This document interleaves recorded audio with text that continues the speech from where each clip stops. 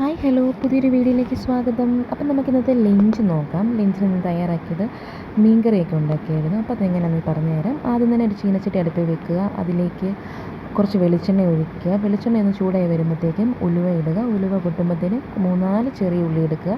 അതും അതിലേക്ക് ഇട്ടിട്ട് കുറച്ച് കറിവേപ്പിലയും കൂടെ ഇട്ടിട്ട് അത് മൂത്ത് വരുമ്പോഴത്തേനും കുറച്ച് തേങ്ങ ഇടാം. അത്യാവശ്യം ഞാൻ കുറച്ച് ഏറെ തേങ്ങ എടുത്തു, നല്ല കുറിയ കറി കിട്ടാൻ വേണ്ടി. പിന്നെ ഇതിലേക്ക് നമുക്ക് മഞ്ഞൾപ്പൊടി, മല്ലിപ്പൊടി, മുളക് പൊടി, ഞാൻ പിന്നെ ഇതിലേക്ക് സ്പെഷ്യലായിട്ട് ഇച്ചിരി മസാലയും കൂടെ ചേർക്കുന്നുണ്ട്.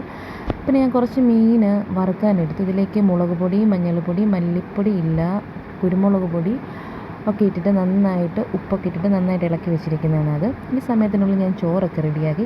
എപ്പോൾ ചോറ് തടയിൽ ഊറ്റിയാലും അതിൻ്റെ ഇടയിൽ കൂടെ ആ ഊറ്റുന്ന പാത്രത്തിലേക്ക് ചോറ് പോകുന്ന പതിവായിരുന്നു. അങ്ങനെ ഞാൻ കണ്ടുപിടിച്ച ട്രിക്കാണ് ഈ 2 ക്ലിപ്പ്. ഇത് വെച്ചിട്ട് തന്നെ ഇങ്ങനെ കമത്തിയിടുമ്പോഴത്തേനും ചോറ് അതിൽ കൂടെ പോവുകയില്ല. അപ്പോൾ എന്നെപ്പോലെ ചോറ് ഊറ്റാൻ അറിയത്തില്ലാത്തവർക്ക് ഇത് ഉപകാരമാകുമെന്ന് ഞാൻ വിചാരിക്കുന്നു. പിന്നെ ഞാൻ എപ്പോൾ മീൻ വറുത്താലും ഇതുപോലെ കറിവേപ്പില ഇട്ടിട്ടേ വറുക്കുകയുള്ളൂ. അതാകുമ്പോൾ നമുക്ക് നല്ലപോലെ തിരിച്ചിടാൻ പറ്റും, തിരിച്ചും മറിച്ചും ഇടാൻ പറ്റും. അപ്പോൾ അത് പൊടിഞ്ഞു പോവുകയില്ല. അപ്പം അതും എല്ലാവർക്കും അറിയാമെന്ന് എനിക്കറിയാം, എന്നാലും അറിയത്തില്ലാത്തവർക്ക് വേണ്ടി പറഞ്ഞതാണത്. ഇത് നല്ലൊരു ഐഡിയ കേട്ടോ, ഇങ്ങനെ കറിവേപ്പില ഇടുന്നത്. അത്യാവശ്യം നല്ലൊരു ടേസ്റ്റും കിട്ടും കറിവേപ്പിലയുടെ. അങ്ങനെ മീൻ വറുത്ത് നമുക്കെടുക്കാം. പിന്നെ ഞാൻ നമ്മൾ എടുത്ത് വെച്ച തേങ്ങയൊക്കെ ഒന്ന് തണുത്തപ്പോഴത്തേനും ഞാൻ കുറച്ച് പിഴുപുളി ഇട്ടിട്ട് അത് നന്നായിട്ട് അരച്ചെടുത്തു. ഈ അടുക്കള കാണുമ്പോൾ എൻ്റെ അമ്മയ്ക്ക് നല്ല ദേഷ്യം വരുമെന്ന് എനിക്കറിയാം. അമ്മ എപ്പോഴും പറയും ചെയ്യുന്ന കാര്യം അപ്പോഴപ്പോൾ നീറ്റാക്കിയിട്ട് വേണം അടുത്ത കാര്യം ചെയ്യാൻ പോകാൻ. പക്ഷേ ഞാൻ അതൊന്നും അനുസരിക്കാറില്ല. എപ്പോൾ ഇങ്ങനെ തിരിച്ച് പിടിച്ച് ചെയ്യുമ്പോൾ എല്ലാം അലങ്കോലപ്പെട്ട് കിടക്കും. പിന്നെ ലാസ്റ്റ് അതെല്ലാം നീറ്റാക്കി വെക്കും. പിന്നെ ഞാൻ കുറച്ച് കപ്പയുണ്ടായിരുന്നു, അപ്പോൾ അത് ഞാൻ കുക്കറിൽ വെച്ചിട്ട് വേവിച്ചെടുത്തു. പിന്നെ ഞാൻ വിചാരിച്ചു എന്തെങ്കിലും ഒരു തോരൻ വെക്കണമല്ലോ എന്ന് വെച്ചിട്ട് ഞാൻ ക്യാബേജ് ഇങ്ങനെ മീഡിയം ടൈപ്പിൽ ഇങ്ങനെ അരിഞ്ഞെടുത്തിട്ട് നമ്മൾ സ്ലൈസറിൽ വെച്ചിട്ട് ഇങ്ങനെ എടുത്താൽ മതി. അപ്പം നമുക്കത് പെട്ടെന്ന് ചെറിയ ചെറിയ പൊടിയായിട്ട് അരിഞ്ഞ് കിട്ടും. ഇത് ഞാൻ മീഷോയിൽ നിന്ന് വാങ്ങിച്ചൊരു പ്രോഡക്റ്റാണ്.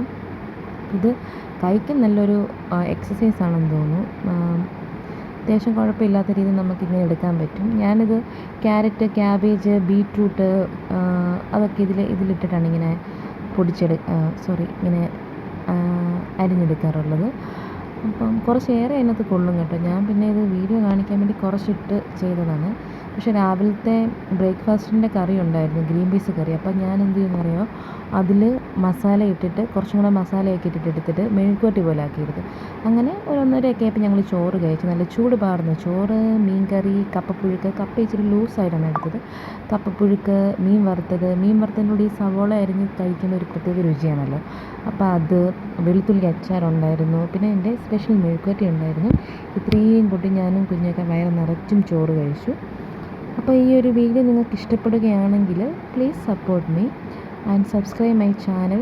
Thank you for watching. Thank you.